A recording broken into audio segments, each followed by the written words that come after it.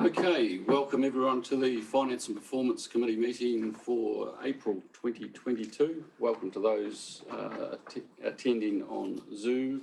We have some staff attending on Zoom, but also welcome to those watching the live stream feed.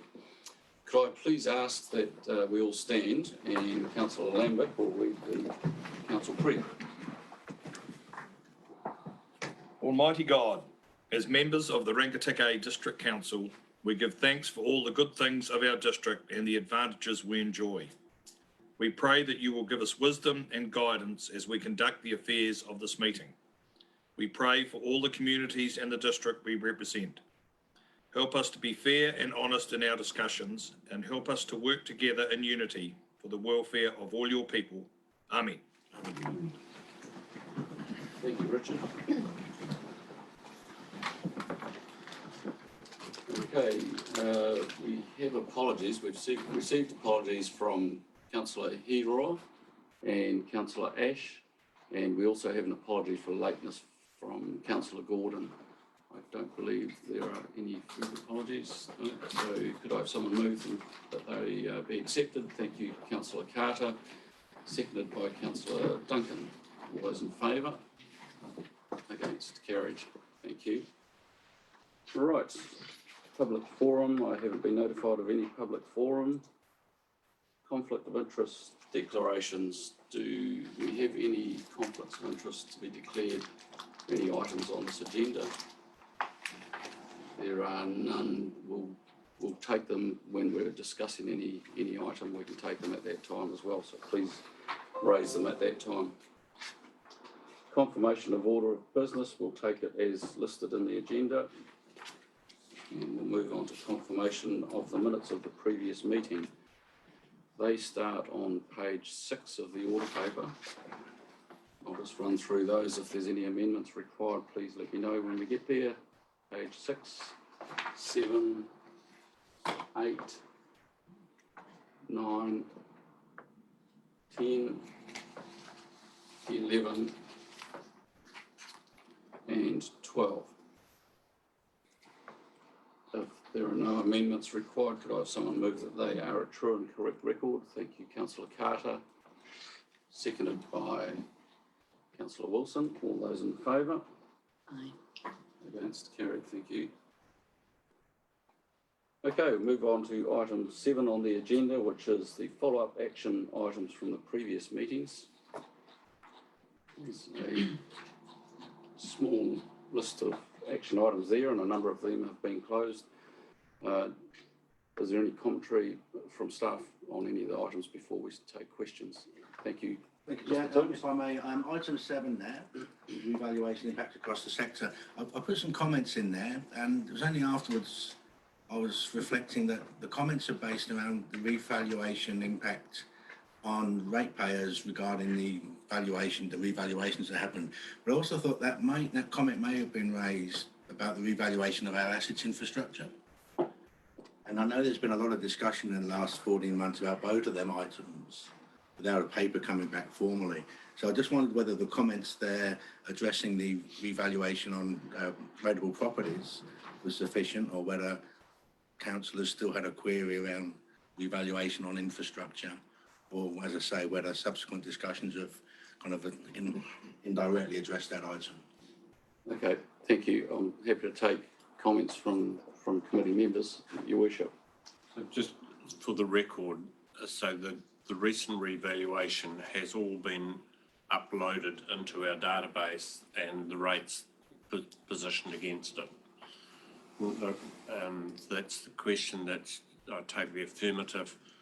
It is very dangerous for us to go and try and chase the effects of revaluations. If at this stage of our annual plan, for example, we are so far down the track, it would be incredibly dangerous for us to take this sort of action. There would be all sorts of unintended consequences. So if the comment is based around, for instance, that the urban sector have gone up against rural, for example, or that there should be a differential because rural, urban south has gone up versus urban north. Playing with that sort of mechanism, I would strongly advise against it. Yes, we've seen, we had tried to do some changes in the early LTP process, and we saw the consequences of that, and I think we'd settled on a position, or we had settled on a position. So I don't see any requirement to chase this any further.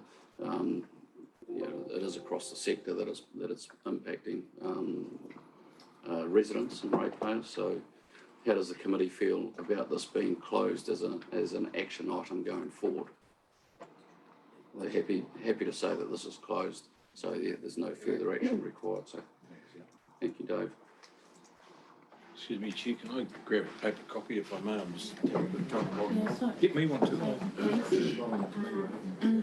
have enough. I'll get some more copied. Thank you, I'm not sure why I can't. I'll share see it. Dave's. Okay. I'm not actually on the committee, so I'll just be looking over his shoulders. It's not the end of the world. But you can use this if you're having trouble getting in. Use my paper copy of the one open at the moment. Thank you very much. Thanks.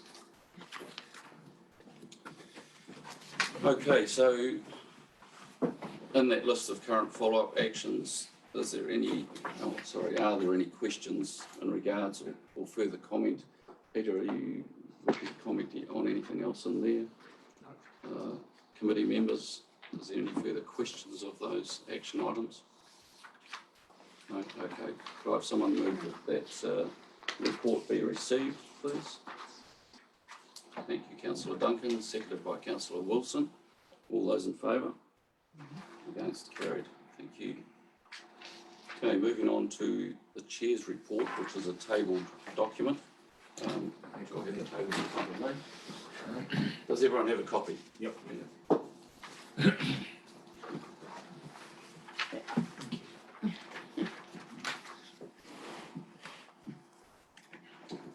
Right, apologies for the tabling of the document. Time constraints in the previous couple of weeks have made it difficult for me to get it out to the order paper, so apologies for that.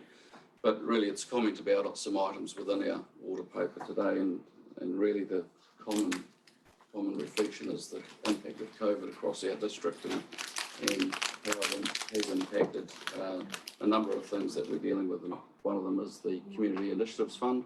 The lack of applications to this fund have really been an impact of the COVID restrictions, in my opinion.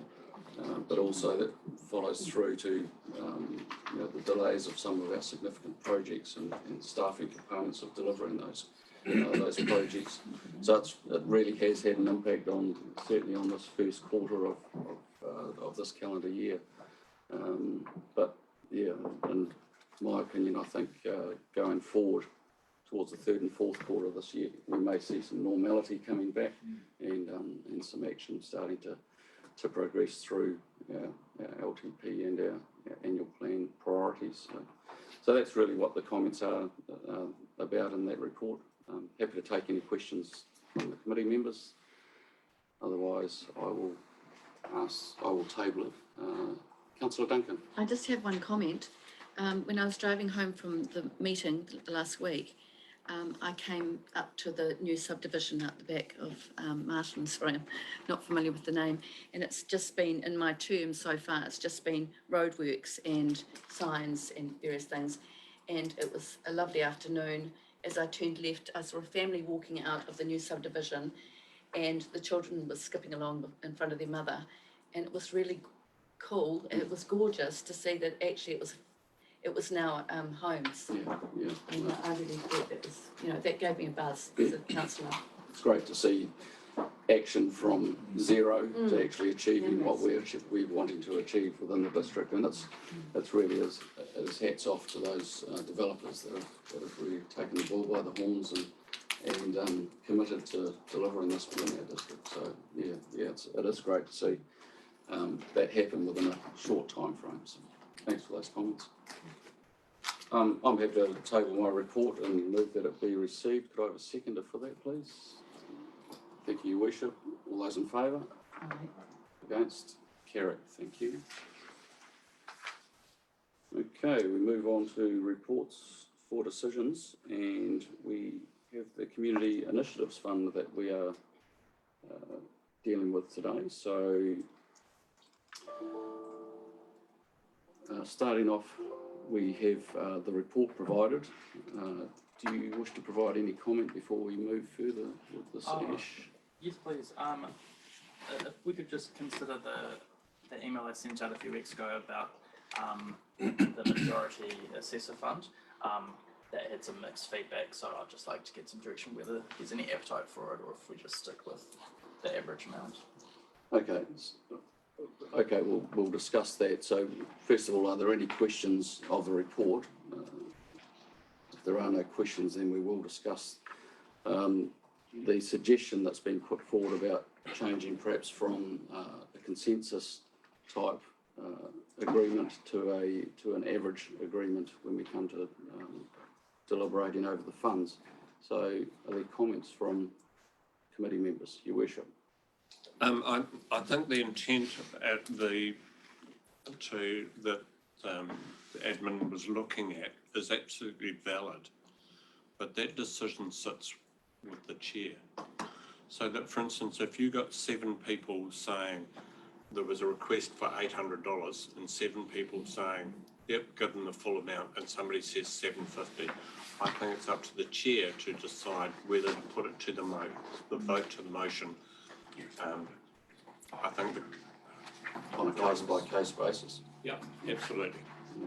Okay. So if the chair or a councillor raised, say, look, this doesn't make sense, could we do it this way? Yeah. Sits with you. Any further comments from committee members? Councillor Dalgety. Would it be, would it assist then to still have that majority calculation left in the assessment package? Yes, I think what we're getting at is that the way we've dealt with it previously, if the majority have decided that they're prepared to support the application to a certain amount, then generally it has been put to the committee to make a decision and support it fully with that amount. If there's been one that's been, one assessment that's been against probably the majority of the assessments, so that's generally the way we have worked. So I'm happy to continue in that vein rather than changing the whole the system and format here suggested. But thank you for the suggestion. Yeah, it's certainly it's valid to raise it, but we'll continue in the process that we have used. Okay, so we have first of all, we'll start off, can that report be received? Can I have a mover for the report to be received? Thank you, Your Worship. Seconded by Councillor Duncan. All those in favour? Against? Carried. Thank you. And we will move on to the deliberation over the funding. If we could perhaps bring up, great, thank you, the spreadsheet there. The first application was from the Whanganui Area Neighbourhood Support Groups, and I'll run around the table again just to ask for comment, and then we'll make that final decision. Laurel, would you like to start off with supporting your comments that you've Yeah, provided? I covered just the children's activities. I know we covered wages in Taihape. But I was just concerned that I could tell nothing about this group in terms of how much money they have, where they get their money from, etc. And I think that's something that is, I find quite difficult when I get applications with no other financial. So I covered the bit for the kids because I think that's really important. Thank you. I think we've, in saying that around the financials, we've asked that they do provide financials to support the application in the future. So this one has obviously missed out. Yeah, has missed out on providing that information. So hopefully in the future we will receive that information and be better informed about their funding. So yeah, all right. Fee, would you like to provide comment? So I believe we have supported this in the past, and yes, I agree. There's no evidence of the source of funding supplied. However, I do support this application, as I've stated there. Thank you. Brian?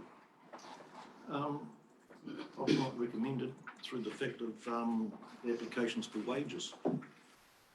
And I don't feel that we should be paying wages for a person who's trying to organise. The activity, I reckon, is an awesome thing, but the fact that the recommended or the request was including wages, I don't feel is appropriate. Yeah, I think there was a combination of funding that they were requesting, but part of it has paid wages previously. This is just one person who's gone out on their own agenda under the neighbourhood support umbrella to do some good. Yeah. No, I'm not happy. Your Worship, you could perhaps provide some information on this because it has been around for a while. I regularly attend these functions. They are targeted at our low decile schools to some extent. So Rata Nakura, James Cook, and Martin Junction School. This isn't a profit-making operation by any extent at all. Incredibly well received. When COVID wasn't around, they also took some of the top achievers for the schools on a trip, for instance, to Hastings. It's incredibly well received, and the kids look to be able to win prizes and things. The council also supports this as well. Thank you. I think it is one of the good programs. Councillor Wilson? My comments is noted up there, Chair, and largely reflect those that have already been mentioned by Laurel and are in a similar vein. Councillor Duncan? I just welcome a bit more information, but I was unaware of this program, and I like its service and encouraging good citizenship. So yeah, I was right behind it. I've supported this. This has been around for a number of years now, and we have historically supported this. It does have an outcome within our district. It does have positive outcomes. I've actually attended some of these prize giving functions that have gifted out some of the gifts that they give to the children who achieve in this program, and it's wonderful. It does have a great outcome within our district, so I'm happy to support it for the full amount. After hearing any of the discussion, do any of the assessors wish to change their funding towards it, or are you happy to stick with what you have put? I'm happy to go up to the full. The 1274? Yeah. Yeah. I can say that this is one of the very, very few things that the police actively support. So you get police officers at these functions as well. Okay. Councillor Wilson, you're sticking. Yeah, I'm happy with what I've Councillor written. Carter.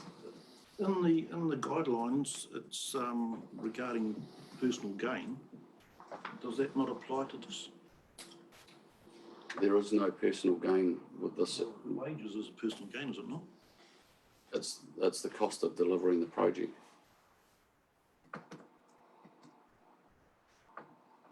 But yeah, so you're happy to keep your In that case, having heard the argument, I'll go full amount, thank you. full amount. Okay. Thank you. And I'll be kind and join everyone else. thanks, Laurel. Okay, so we have come out with an average recommended amount of $1,157.56. If we make that $1,160, is the committee happy with that figure to support? Great, okay, thank you. Right, move on to the Arahanui Hospice Service Trust application. And we'll start off with comments, perhaps this side of the table. Councillor Duncan. Yes, given that we don't have hospices in our district, as far as I'm aware, we need information about where to go and how those services are delivered. I think this is a very helpful and needed service that's been provided, so I support it. Looking at all the amounts provided towards this, I think we've got full support really behind this application. So to save time, is the committee happy that we've come out with a majority recommended amount of $978.32, which is the figure? Are we happy to support it for that figure? Okay, all right. We'll have that as the supporting amount for this application. Thank you. Okay, the Royal Forest and Bird Protection Society, the Rangatike branch. And again, we're showing pretty much full support for this. It's a low level dollar figure, but for what they are achieving through this application, I think it's great within our district. Is there any committee member who wishes to provide any comment perhaps towards it? Otherwise, I'll ask that the committee supports it to that amount. No? Okay, so the $228, I think we'll stick with what they've requested, so we'll support it for that amount. And the Whangaihu Hall Trust application. Right, okay.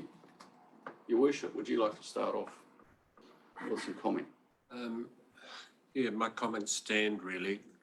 They're using their own funds and a fair proportion of their reserve funds. This is a very active community trying to do their own thing wherever possible. The hall is well used. It's used as an emergency centre, but it's used privately for weddings, all sorts of things now. But it's probably one of the very few halls that gets the level of use, this level of use. So more than happy to support. Yeah, certainly. That's the hall that's been shifted. Is that correct? When the flooding. That's the church has been moved and so on. That was being raised or The something hall like have that. done significant work on, but Yeah. they moved the church next door, and that forms sort of part of the little hub that they now have. Yeah. Okay, Councillor Carter. As I said, is this not capital works, which is outside our scope? Yeah, I mean, technically, yes. And that's the guidelines and how they provide. But yeah, I guess some of the comments provided show that the community benefit from having this hall, and that's the other side of the coin, I guess. In that case, I will go full amount.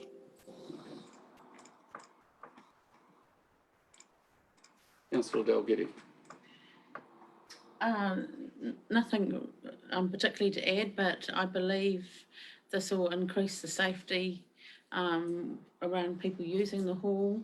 And I think these halls are valuable way for people to connect and interact with each other, and I think that's quite vital in today's society. And obviously, if there is an emergency situation, they've got a central place, and the car park can be prioritised as required. Thank you. Laurel.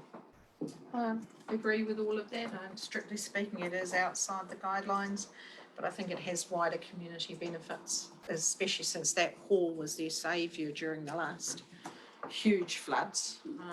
And now they've sensibly stopped flooding the church and moved it up beside the wall.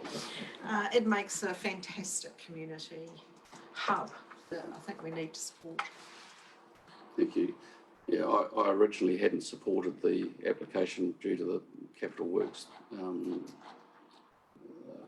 issue with it, but listening to the conversations and the benefits that this hall provides, I'm happy to change mine to $2,000, my recommendation.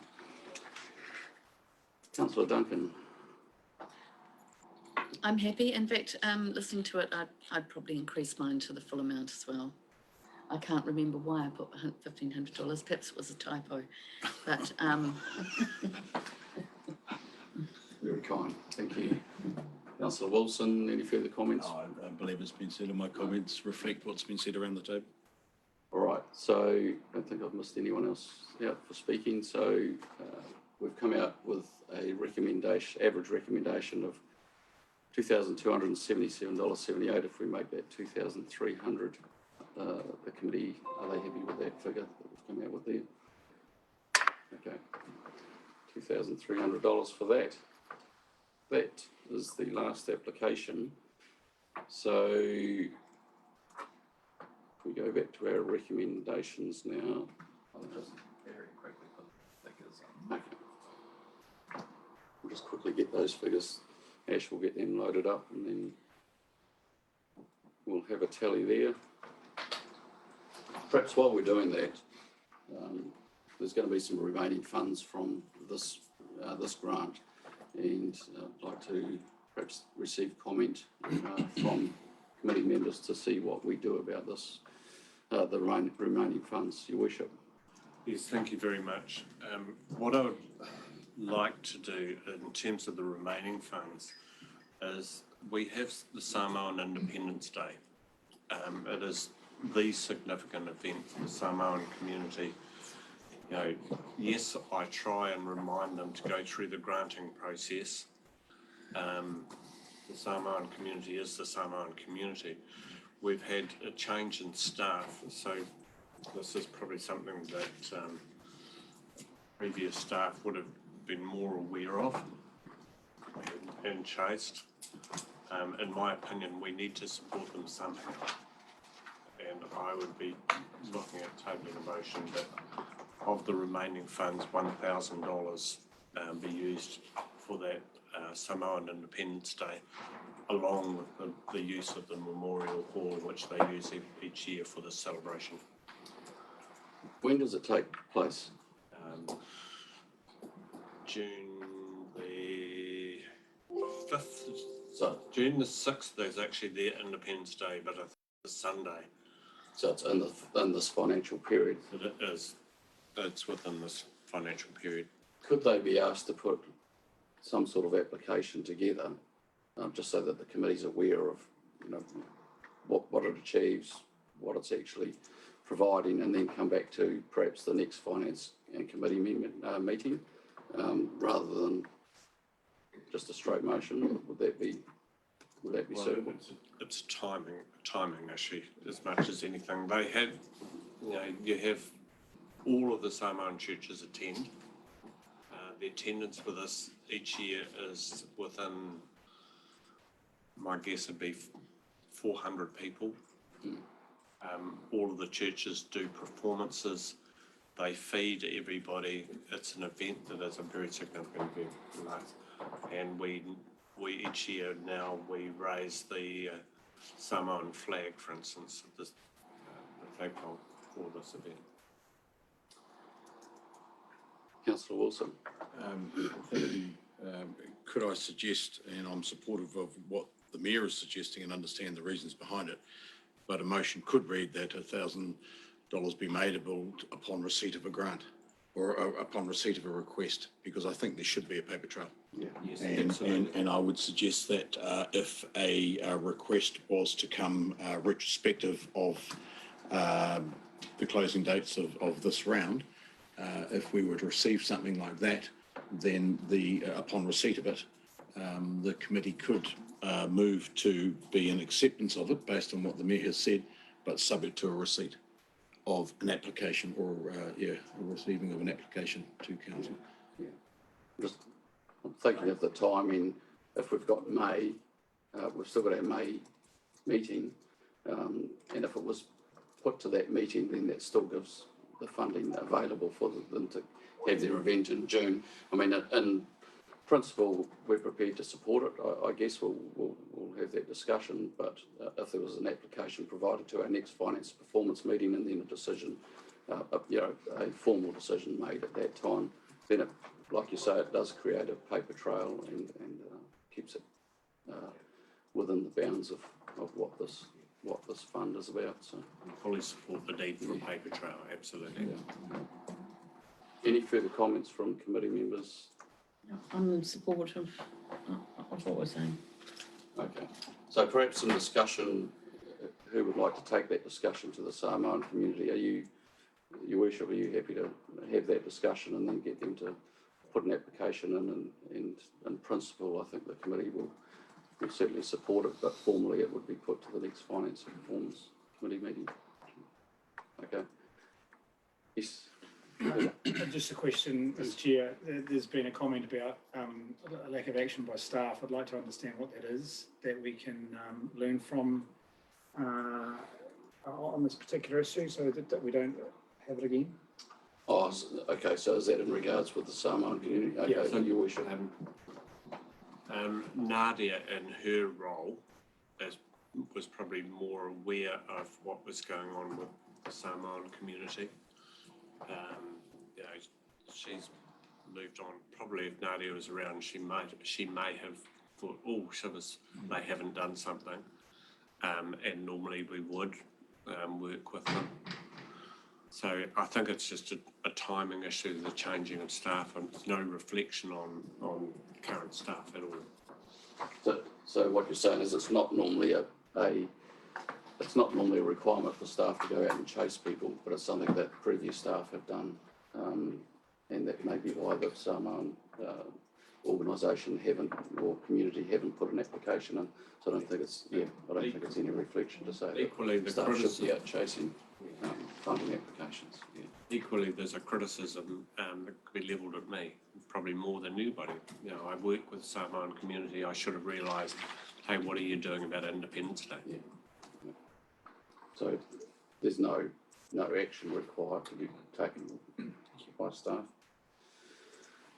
Right, so that still leaves the question around the remaining funds, and so if we're going to allow perhaps $1,000 amount to be set aside for an application from the Samoan community, then there still is a remaining balance of, have we got that worked out now? If you give me 30 seconds. That's all right. Sorry. Well, whatever that figure is, what is the committee, or what is the intention of the committee? There's a recommendation there to either carry forward or to let the funds expire. I've just one question on that. Carrying forward of these funds and other funds which we've been required to do, or we haven't been required to do, but the Finance Committee has largely chosen to do in the past, does that have any financial implications for us if we've got accrued funds that have been allowed for and we just carry forward? Looking at you, Mr. Toombs, there's no implications with us carrying forward such funds? No, apart from the fact that if you don't carry them forward, then they'll be used to indirectly reduce debt. Yeah. If you do carry forward with the intention of spending them next year, then obviously, Well, it'd be quite fine to do that. There's no implications from doing that in any such way. now when we're talking in the big picture, small dollars. It's a small amount, yeah. So it wouldn't have any material impact on our long-term financial position. So we've got a figure, Yes, so it's 14,800. is the balance remaining, 14,800. Right, and so that still has $1,000 to come out of that, is that correct? Yeah. Okay. And you want me to move recommendation for the $1,000 be provided? We can get that placed first before we make that other decision, so if you're happy to move that, do we have a seconder? Could I please, sorry, just get the information for the underscores? I just wasn't quite sure Okay. what those details were. Including the use of the Martin RSA. RSA and Citizens Memorial Hall.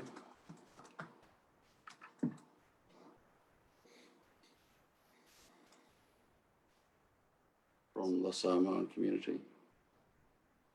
Is that who normally the application would come from? I'll second that. Okay, seconded by Councillor Wilson. Would you like to speak any further to that recommendation? No. Okay. Any speakers? I'll put it straight to the vote then. All those in favour? Aye. Against? carried. Thank you. I'll move that the remaining funds be carried forward to cover your next recommendation, Chair. That the remaining balance be carried forward, so that figure will alter on the application. On the application, Yeah, correct. so. Okay, seconder for that, councillor Dalgety, would you like to speak? Yeah, it's just actually, given the times that we've been in, it's quite sad that we're required to bring that amount of money forward, but it's clearly due to the lack of applications that we've received due to the significant number of events and things that have had to be cancelled. I think we just need to be out and about in our communities as things come forward towards the latter part of the year, as mentioned in your report, Chair, and be active with these groups to say that council is supportive and there are funds available to help these initiatives. So I think it's our role to get out there and make sure that next year we're not in a position to be rolling funds over. It would be much more pleasing to see that it's been spent on initiatives spread right across the district. Thank you. Further speakers? I'm happy to support the recommendation. I think this will give an opportunity to have a larger amount of funds available for when we do get back to some normality, and then perhaps at the end of that financial year we'll have a better idea of the type of initiatives and the type of applications coming through to us and the demand on that. So I'm happy to support the recommendation. Would you like any further speakers? Otherwise I'll give you the right to reply. Otherwise I will put it straight to the vote. None required, Chair. No required. Right. All those in favour of the recommendation? Aye. Against? Right, that's carried. Thank you. Okay. There's no further recommendations required from that report. Sorry, just recommendation 2. Two. I'll put the figures in now. Oh, sorry, yes. Okay, so we've got those figures up there now that we've agreed to. Could I have someone move that recommendation be put? Your Worship. Moving, seconded by councillor Dalgety. All those in favour? Aye. Against? Carried. Thank you very much. Thanks, Ash. Okay, thank you, Laurel, for your input and assessments, and you're more than welcome to sit through the rest of the meeting, but I'm sure you've got far more important things on your agenda. Not that you. No disrespect to our You're finance. not unimportant, but I have other things. Thank you very much. Thanks, Laurel. Okay, right, we're moving on to item 10.1 on the agenda, probably one of the most important items on our agenda, and I'll hand over to Mr. Toombs to take us through. Thank you for those that have chosen to hang around. Yeah, I'll take it largely as read. I would just like to give an update on section 4. Obviously, the capital programme is of keen interest to all members and all members of the community. So we've sat down and come up with, as we always do, forecasting where we think we'll be at the end of June and come up with best guesses in inverted commas. Obviously, future unknown business interruptions can change what we do and what we spend in April, May and June. And we're already getting indications that the low cost, low risk carry forward that we advised in this paper would be increased to 2.5 mil. That might actually be increased. There might be more work being slid into next financial year from the roading team. And we'll be able to confirm that at the next meeting. Happy to take questions. Okay, questions of the report. Councillor Wilson. Just one very quick one for me, and I did flip through it for a couple of times, but if it's in there, my apologies if I've missed the answer. But under subsidies and grants, is that subsidies and grants that we're still expecting to receive, haven't received as yet at the time of the report, and are still confident of receiving? Just sorry, quickly, is that on page 21 of the order paper? So that's an overall subsidies and grants? Yeah, it's just under the revenue, said whole of council activity performance revenues. Yeah. First line, subsidies and grants. Yes, that was on the page 27. That's all to do with the roading network. So, 20, the roading program. 21, so 27.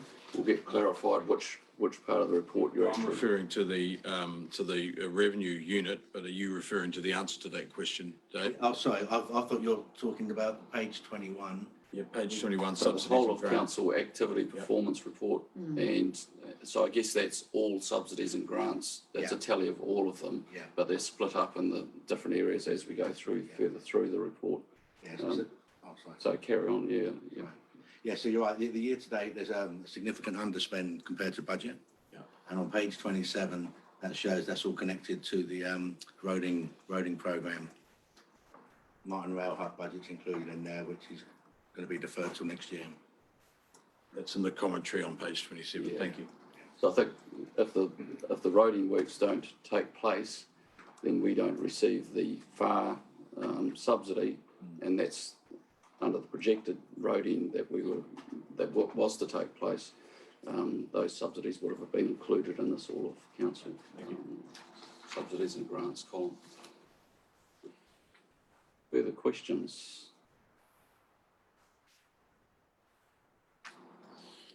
Your worship. Yeah, this isn't so much a question as a warning. So, well, whichever way you want to frame it. The timing of carryovers. So we're now into April, we'll have a meeting May. We strike our rating positions June. So my expectation is that we would need a very clear, as close as we possibly can get to what the Capital Works program is, carryovers for the next meeting. Because if it is after that date, then we won't be able to put it into our annual plan. And effectively, we will be rating people for work the following year that we shouldn't have been rating them for. There have been very odd cases around the country in the past where ratepayers have said, hang on, you rate 1 year after capital work, the capital work didn't happen, so why are you waiting for this? We would like a refund. Now, we're not going to be able to get it exact, but it is a warning that really next month we would need a very, very clear indication as best we could possibly get to carry over positions. Because if we leave it till June, you can't do it. Have we got comment to provide to that? Oh, I think you can see from this month's report and last month's report, the officers are already working on this as a kind of a daily and a monthly exercise. So yeah, we won't be starting from scratch next month. We've already got a lot of hand on where we are. Yeah. This isn't as a criticism, it's just a warning in terms of timing process. Yes, certainly carryovers have been difficult to nail down, but I think the earlier we know them, certainly the better for the projections going into that next annual plan process. Could I just ask, are the comments I've raised, are they actually understood by councillors? Yeah, okay, that's fine. No, I don't, Okay, Councillor Dalgety. because I've got a question later in the report about the carryover. Okay. Does somebody else want to explain it, or do you want me to? Or? So I can say, if you go to page 30, we've seen what the carryovers are. Yeah. So, we've got, so if we go to the Martin Memorial Hall, for example. Yeah. So we've budgeted 750.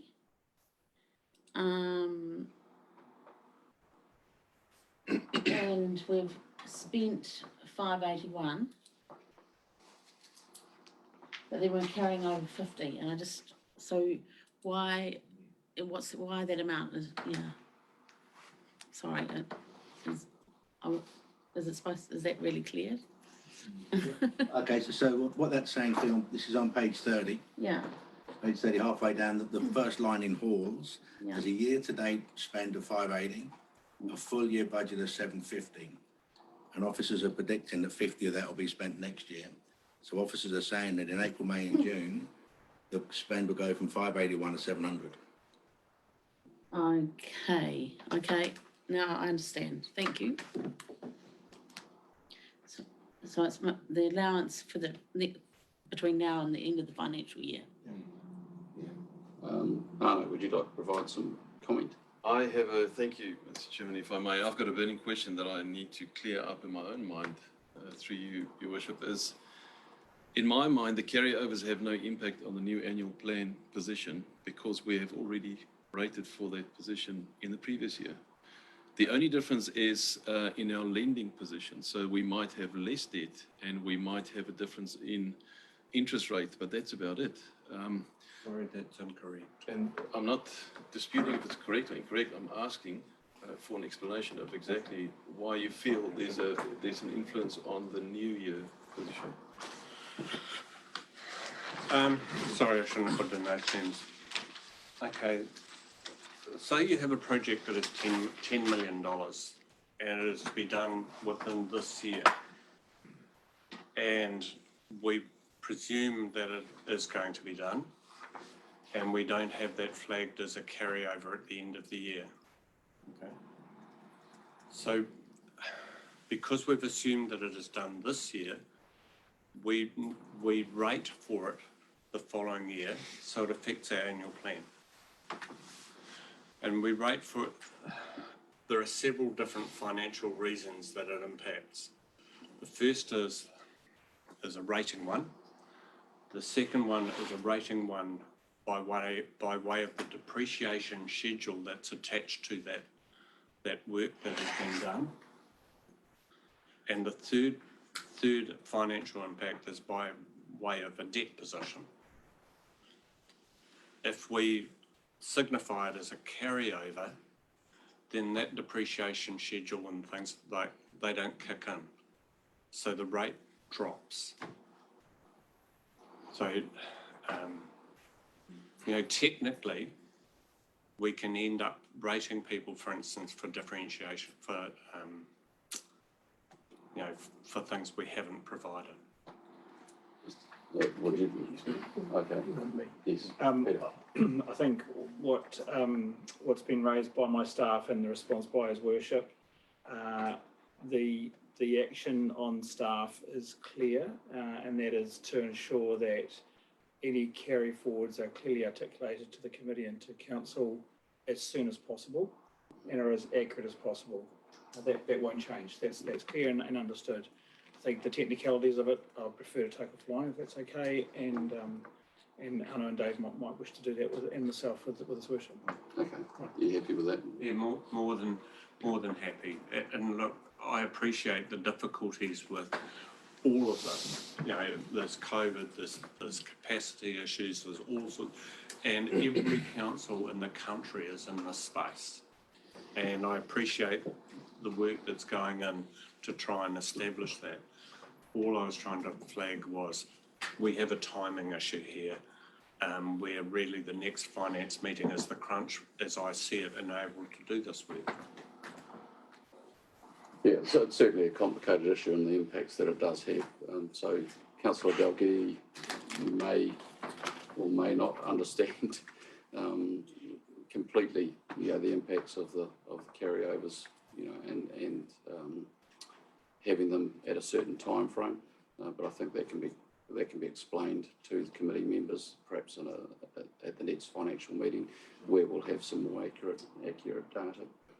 But yeah, the work to date, you've identified some significant projects and what will be carried forward out of those. I'm sure there will be other things added into that carryover list. So, Councillor Duncan.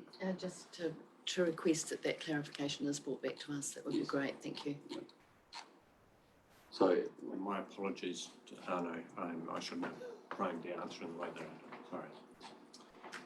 okay, so we'll continue with the report. Are there any further questions of the report? No, there being none, could I have someone move that the financial snapshot be received? Councillor Duncan and Councillor Wilson, are you happy to move and second that? Thank you. All those in favour? Against? Carried. Thank you. Okay, the Treasury and Debt position report. And Dave, you taking us through this. Thank you very much. Yeah, you may remember that we used to have a couple of lines summarising our treasury position in the paper we just looked at, and we pulled them out to be a separate paper now. So there's more detail wrapped around our treasury assets and our treasury current liabilities. Previously, we've included long-term debt in there, and I think at the last Finance Committee meeting, we were asked just to provide more commentary around the treasury position. So I'd like to think this is a bit clearer. Page 32 show that currently our liquid position is quite healthy, and our debt position, you can see there the rate of interest we are currently paying. Just for the committee's interest, as you saw in the previous paper, we're predicting a pretty significant capital spend in the next 3 months, and the money we got in the bank probably wouldn't be enough for that, so we've actually increased our debt in April by another 11 million, and that was taken out at about 4.1%. So hopefully that should get us through the next few months, as we all know, interest rates are going to go up in the foreseeable future.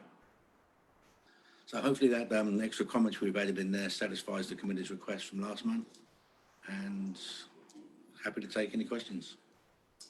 It does, thank you. Just a question around the interest rates. So they're set for what period? Are they set for that full maturity period? Yeah.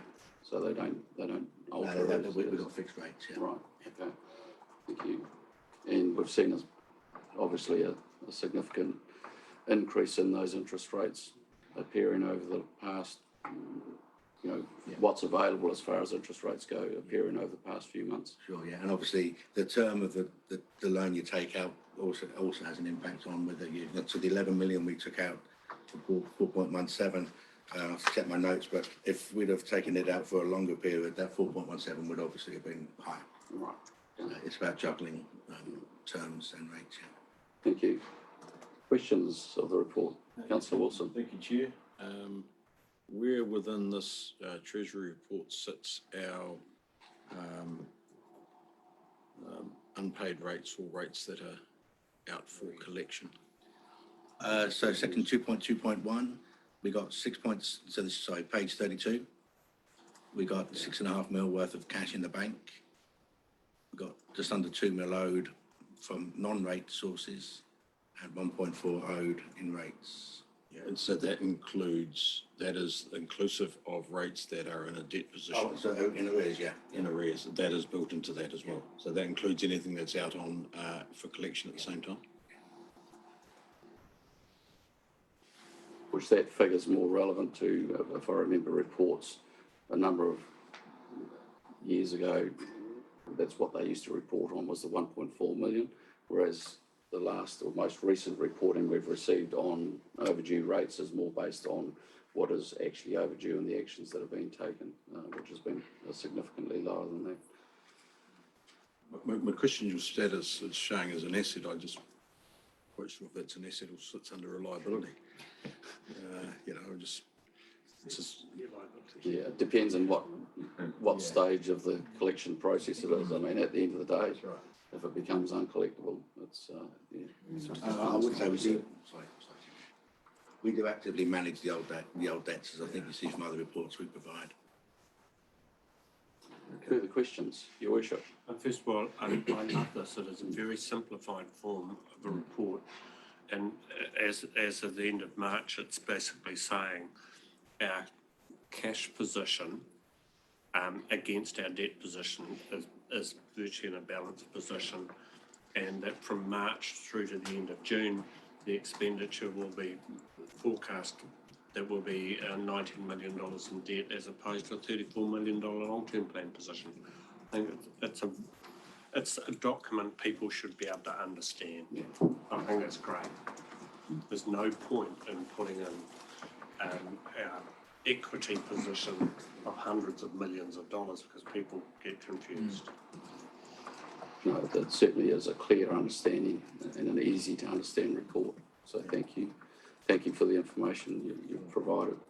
If I just make one more Yes. observation, what's not in this paper is, as you're all aware, we have 5 or 6 debt benchmarks which we have to comply with in the long-term plan.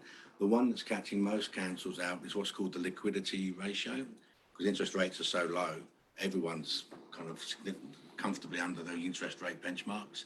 Now, what the liquidity ratio does, it says add your net current treasury position to your debt. So in this paper, 8 plus 8, 16, and divide that by your debt. And that gives us a ratio of 200%. That can't be below 110 as per our current benchmark. So we're comfortably above the liquidity benchmark. Now, as we spend our money, the cash is going to come down, so that 200 will come down. But in the long-term plan, we forecast that liquidity ratio to get down to around 115% in year 5 or 6. Just a question on that, do we report to those mandatory levels? Do we report to this committee at any time? I know it will come out through an annual report, but on a 6-monthly basis or anything like that, do we report to this committee on that? I think I'll just... To how we achieve, yeah, I mean, I certainly wouldn't expect it to be a monthly addition to this, if it was difficult. But, I'll just explain it there in 2 sentences. I could incorporate that in future papers. yeah, if there's mandatory reports, I mean, and it can be shown on a separate page in the report. And there's a section there, very straightforward, yeah. I think it's probably useful for elected members of the governance body to actually understand where we're sitting against what our benchmark things that we've actually set in our LTP and our annual plan process. Thank you. Councillor Gordon. Yeah, further to that, Mr. Chair, where those ratios are trending might be, up arrow, down arrow, just constant, whatever. I mean, it's just about providing that message in an easy to consume manner. I think verbal commentary could be provided to where we currently sit. The question could be asked where they're trending at that time. Yeah, I don't. But if we're heading for a crunch, yeah, we want to know ahead of time. Yeah, that's helpful. Always helpful. Your worship. Yeah, and Mr. James, thank you. Thank you for this report, as I've said. When you say that our long-term plan included a budget debt of 34 million, I obviously expect the figure to be around 19 million. Because we're required to maintain a liquidity, literally cash in the bank to pay wages and everything else. Yeah. So the loan figure will be higher than 19 million to achieve that, if that's a net, if that's a total balance figure. In other words, if we're $19 million in debt and have to retain, say, 5 to 10 million as cash reserves, will that mean that our debt will be higher than 19 million, our loan will be higher than $19 million to achieve that? No, so if our debt position's 19 million, we'll need to make sure we've got net liquid assets of, I've worked the numbers out, 5 million, say. Yeah, that's no problem. Yeah. So at the moment, we've got about 15 million in the bank stroke term deposits, because we've just taken out 11, that's going to go down in the next 3 months. Yeah. Yes, yeah, so we do, that is one of the benchmarks we keep an eye on. Thank you. Okay. Are there any further questions of the report? If there's none, could I have someone move that the Treasury and Debt report for March 22 be received? Thank you, Councillor Gordon, and seconded by Councillor Dalgety. All those in favour? Aye. Against? Carried. Thank you. Okay, the QV monthly report, 10.3 on the agenda. The terms, are you taking us through this, or happy to take it as read? I'll just take it as read. It's basically a lot of information provided to us by our external provider that we forward onto the committee, and the committee generally shows some interest in the figures there.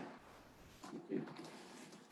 As I've mentioned in my chair's report, there's indications here there's certainly been a slowdown over this period, but visually you still see, certainly within the district, in the lower part of our district, there is a lot of work happening in the subdivisions and building areas. So that will feed through into this document when those houses get their triple C and they get the valuation attached to them.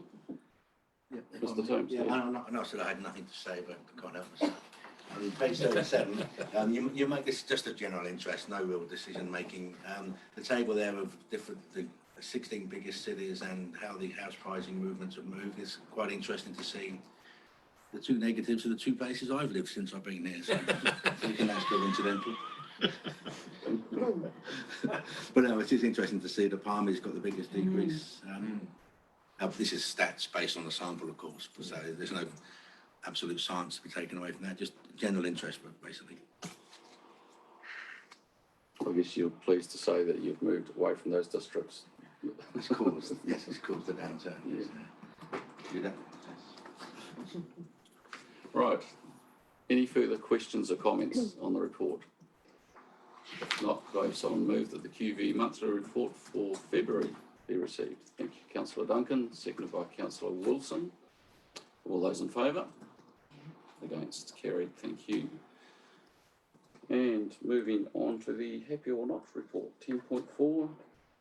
Ms. Gordon, you're taking us. You've got the floor. Thank you. Not a lot to report, obviously, with our facilities remaining closed during the March month. Now that they're open, we do, Shana's keeping an eye on those responses, and already we're getting a large number again, which is really pleasing to see. So this report will look quite different again next month. So. Thank you. Yeah, I was looking through some of the responses are very low, Yes. and it does skew the report if there's one or two negative responses in there. Yeah. It makes it look more alarming than what it actually is. So it will be interesting with the opening of the libraries and those public areas, with more opportunity for people to provide feedback. How the report plays out there. Councillor Dalgety. Page 45. Yeah, nice to see the positive responses, and isn't it a good system that people are able to do that? But just outcomes from the negative that's there around the duck pond, and I'm just wondering. Here's a comment. It comes through. Does any action come as a result of that?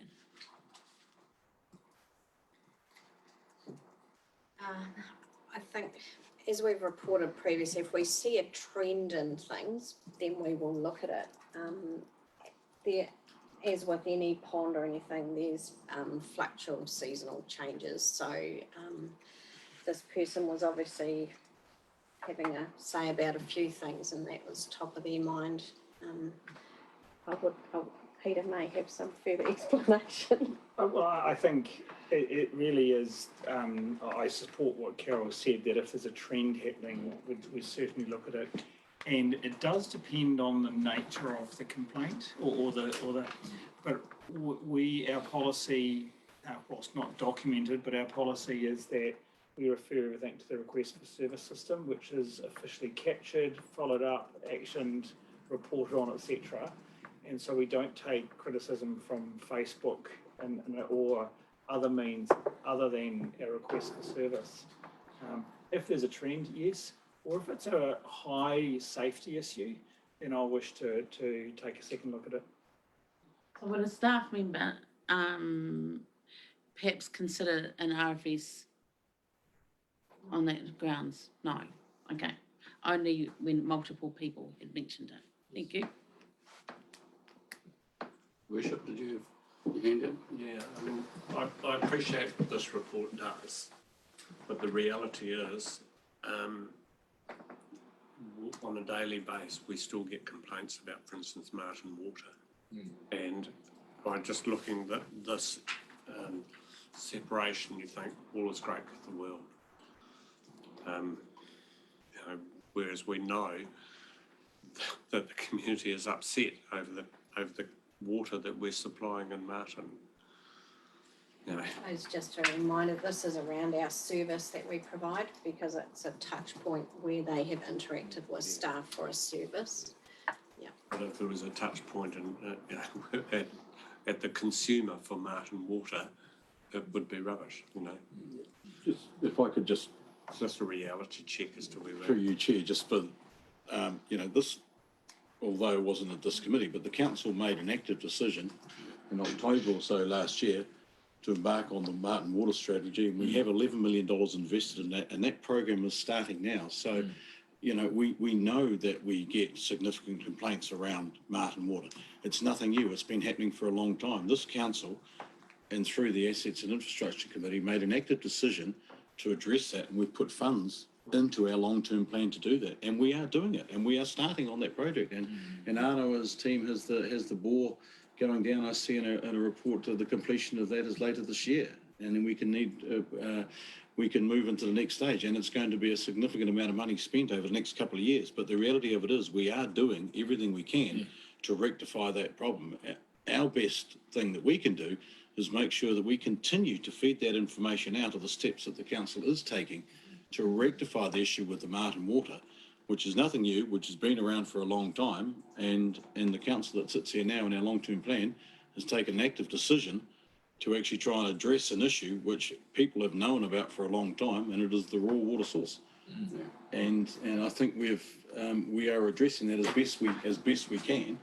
And the upshot of that is there will be continuing to be complaints as we go through this process. But one of the biggest things that we can do, you're right, is about communication. And I know the communication is happening through our website and through the advertising in the paper. I know the Mayor puts comment in his column as well. So we're doing our utmost as an organisation. I'm probably speaking sort of on your behalf here, Peter, but I take every opportunity I can when speaking with ratepayers that there are plans underway, and these are the timeframes. You will see a difference, but unfortunately it doesn't happen overnight. yeah, they're not plans, they're actions. Exactly. Yeah, there are actions underway. Peter. Mr. Chair, to add to the conversation and maybe to seek feedback from this committee, we have a more formal process of measuring our performance, which is our statement of service performance, and we report that to this committee. We had an annual resident survey, which we have now done away with, and we did away with it due to the fact it was only done once a year, that there was no guarantee that the people who were completing the survey were actually users or even lived in our district, and we had a very low sample rate, effectively 300 or so people, and so only having a service understanding from our users, or not even users, once a year didn't give us enough information to act quickly. The Happy or Not system is part of our focus on point of service analysis, and that allows us to quickly look and understand how well we're doing and invite people to give us their feedback in real time. And so the Happy or Not, as you see it, is stage one. And Carol, if I can ask you to just comment and remind the committee about what the next stages are of the other things that we are measuring to understand how well is our performance, and then we can report that back to you as a committee. I would be very open to other recommendations from committee, you, Mr. Chair, if you wish to look at our performance in a different way. But that's how I've chosen with my team to demonstrate our performance to you. Thank you. Carol. Yeah, I was just going to say, now that we have been able to open up again under the orange traffic light system, we will get the posters and things that we spoke to you about up at our facilities, so users can use a QR code or just go to a website link and rate those facilities. There's also a number of other areas that have been designed in terms of a feedback form, so you can choose playgrounds, you can choose libraries, you can choose all sorts of things, and it creates a drop down. You tell us where you use this facility, how you found it, and there's also some of the Happy or Not symbols on that as well. Tell us what you think, and then also a place for some commentary on that. And there's a wide range of that, and that's now that we're back open. Leah will be getting that out in the next couple of weeks, and it will be activated, ready to go. So Perhaps you could show the committee at the conclusion of the meeting what you're saying. Yeah. No, it is. It's a very simple system. So it is website driven, but people can use it straight from their mobile phone. So the QR code will take them straight to the page. They can give feedback straight away, playgrounds, all the rest of it. So that's about to be rolled out. Thank you. I'll take councillor Gordon and then Your So, Worship. through you, Chair, Carol, does that feedback mechanism extend out to some of our, what you might call our core services that are covered in assets, like roads, water? Okay. Yes. So it's it's a pretty deep dive for is. someone who really wants to get in there. Yeah, so it's basically, we're trying to capture everything. So like Peter said, I can show you, and if there's other areas that you want included, we can have that. That information will be compiled and reported through a bit like an RFE system as well, and captured. That'd be worthwhile. I mean, there'll be time at the end of this meeting. If you've Yeah. got the ability to do that, that would be, I think, beneficial for the committee to see.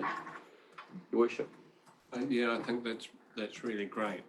We had a very tough meeting the other night in Martin, and I think it was probably a shock to the community and a shock to some of the councillors as to what happens. But the reality is that our front office staff face that sort of stuff on a daily basis.